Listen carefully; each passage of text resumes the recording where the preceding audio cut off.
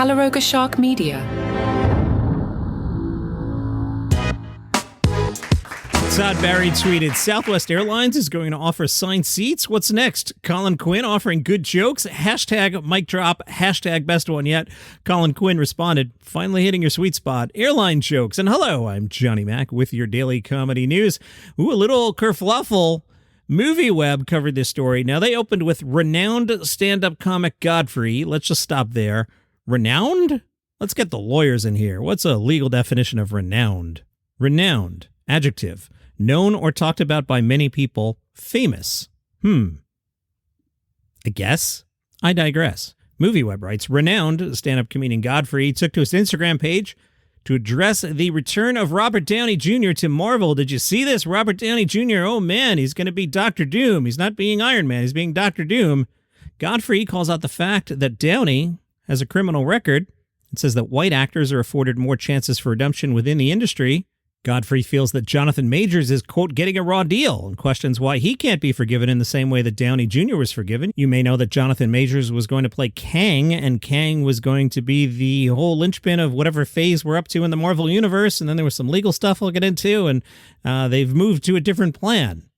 Godfrey insists he doesn't want to make it about race, but on more than one occasion points out the differences in how white actors are treated in this position when compared to black actors. MovieWeb wrote, Downey Jr.'s past is no secret. The actor struggled for years with drug addiction. He was arrested on more than one occasion for drug and gun possession. After a stint on Ally McBeal, he was fired from the show in 2001 following additional drug charges. He was ordered to stay in a drug treatment program following the arrest. Downey says that was the wake-up call he needed and has been sober since 2003. MovieWeb writes, Jonathan Majors' issues arose when he was arrested in 2023 after allegedly physically assaulting his girlfriend. Following his arrest, Majors was dropped from several projects and endorsements, and when he was ultimately found guilty of assault and harassment, he was dropped from the MCU. Jonathan Majors was asked by TMZ if he was hurt by the new direction Marvel has taken. He said, yeah, heartbreaking, of course. I love Kang. Dr. Doom is wicked, though.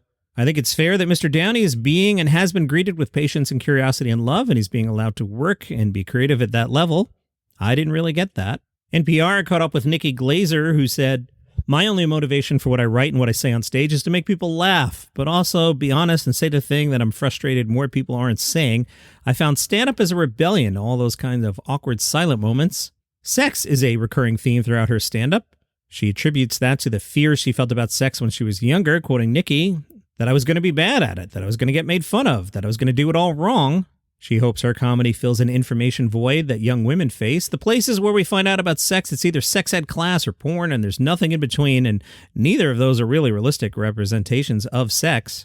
As for the roast, I don't know why anybody signs up to be roasted. In terms of Tom Brady, because he said yes to it, it's kind of like, unless you tell me things are off limits, I'm going to go there. I have license. I have your consent. I can't believe the places my mind will go to. I really do have to do kind of a cleanse after I write for a roast because my mind is in such a bad place where I'm just constantly thinking the worst thing about someone, looking at pictures of them thinking, what is something I can think about that's going to haunt them for the rest of their life because I'm going to reveal it to everyone. It's a disgusting place to write from, but that's the job. Time out. I kind of get that when I was at Sirius and we were in the comedy environment all day. My brain would just like riff jokes or riff banter with the gang, and then I'd come home and my brain would still be in that mode, and my wife would look at me like, why are you being such a jerk? And it was just because I was like riff, riff, riff, riff, riff. So I kind of see where your mind gets in a particular phase and you can't snap out of it. Nikki Glaser tells a story. It was Sybil Shepherd at the roast of Bruce Willis. She said, I saw Nikki before the show. I walked into the bathroom and I saw her from behind and I go, oh my God, look at this model. And then she turned around and I go, oh, she's a comedian. Nikki says, that really, really stung because I have so many insecurities about my face and it's not good enough. And that's why I'm a comedian, is because I wish I could be pretty. It's like that one hurt. And then the laughter that follows is the kicker as well, where you go, oh, that might be true. You just put on a happy face and then you don't think about it until the car ride home where you're like despondently looking out the window and everyone around you was like, that was so amazing tonight. And you're like, but like the thing that Tony Hinchcliffe said, do you think that comes from a real place? I've cried at, I think, 2 of the 3 roast after parties because of my feelings getting hurt. And then after the roast of Bruce Willis, I got a ton of stuff injected in my face and laser stuff done to fix what Sybil saw. As for her own comedy, I think that what I intend is just to say what's honest and what's funny to me, and it's always interesting to hear how people perceive or take my comedy. Tasteless is totally fine, but it's a word that no one aspires to be, but I can't refute it. I don't love people getting offended. I think sometimes because of the nature of what I talk about, people think that I enjoy if people leave a show and are scoffing at things or groaning at things. All I want is people to like me, really, and it's a weird approach to achieve that. I've worked in many aspects, but it's been a roundabout kind of way of getting there.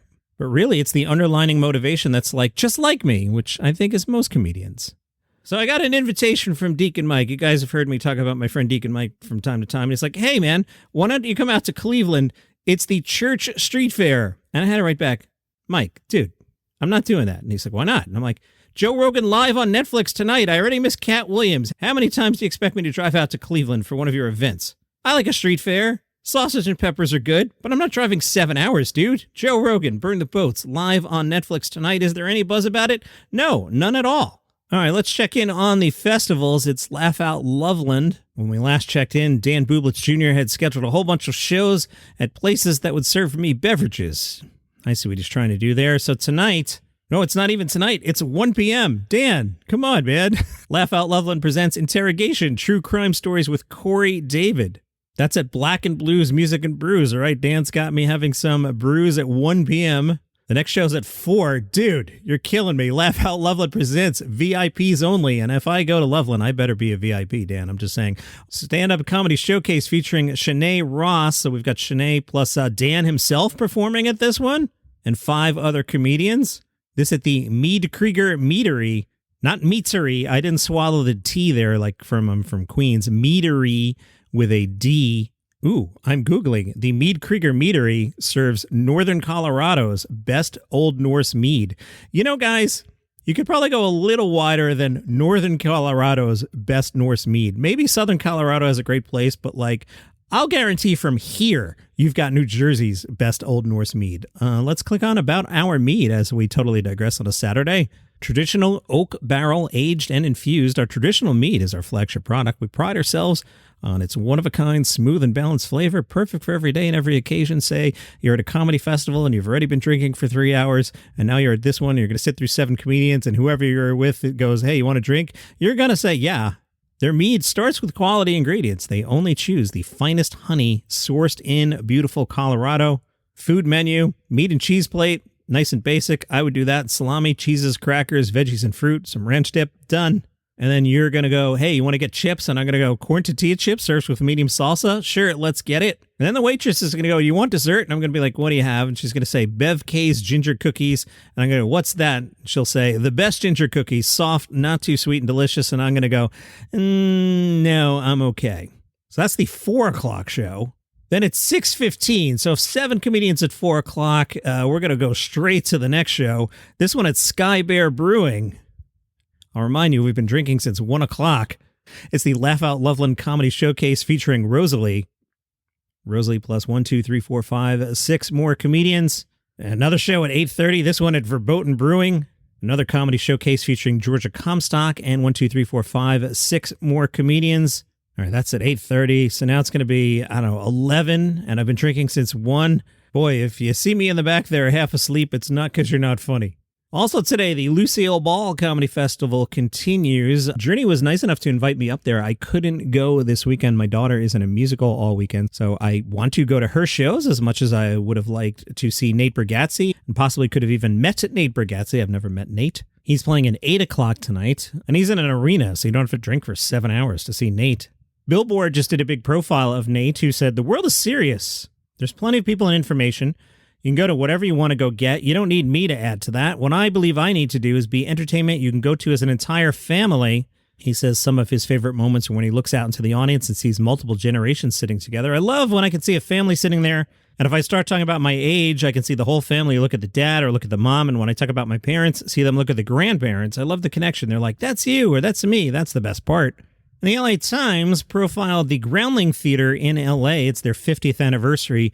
Time flies. I was out there for their 30th anniversary, and a particular story that night, I was out with my boss until, 1 in the morning Pacific time, and I woke up the next morning. We were on the West Coast and found out that Sirius had hired Howard Stern. It's 20 years ago now. The 50th anniversary, originally founded in 1974 by Gary Austin as an improv workshop, the Groundlings has continued, in the words of Bob Odenkirk, their inspired silliness for 5 decades. Bob is an alumni of Second City, and he says, I was mad at the Groundlings for breaking the rules, but also for being so effing funny. There's something to be said for 2 different schools. In the end, my heart's a little bit more with the Groundlings and the Freedmen to be silly funny. I love silliness, especially now, and Johnny Mac has blown out his voice. Can you hear it? So that's your comedy news for today. See you tomorrow.